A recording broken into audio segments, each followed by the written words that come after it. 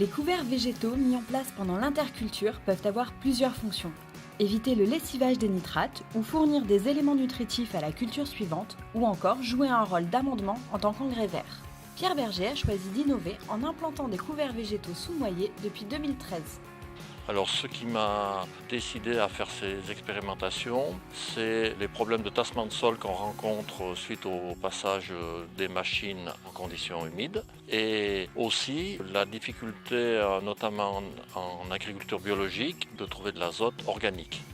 Cette démarche a été favorisée par l'adhésion au comité de territoire de Saint-Marcellin où j'ai rencontré d'autres agriculteurs motivés pour ce type d'expérience, notamment Olivier Gamet, qui disposait déjà d'un semoir semi-direct. On ne gratte pas le sol en profondeur, donc on n'abîme pas les racines du noyer. En même temps, on aère un peu le sol.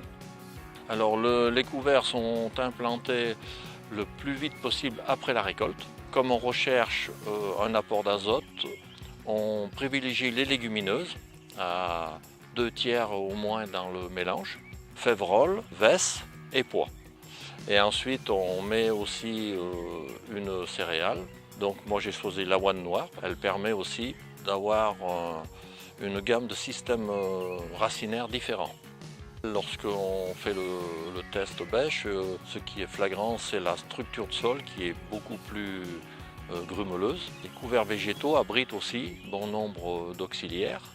La mise en place de couverts, c'est aussi une concurrence pour le noyer, notamment au niveau de l'eau. Au maximum, les couverts vont être détruits fin mai. Donc l'été, il n'y aura pas de couverts importants en place qui vont concurrencer le noyer. Alors au niveau économique, l'an passé, je n'ai pas fait de traitement par exemple et je n'ai pas eu plus de noix noires ou de véreuses qu'ailleurs.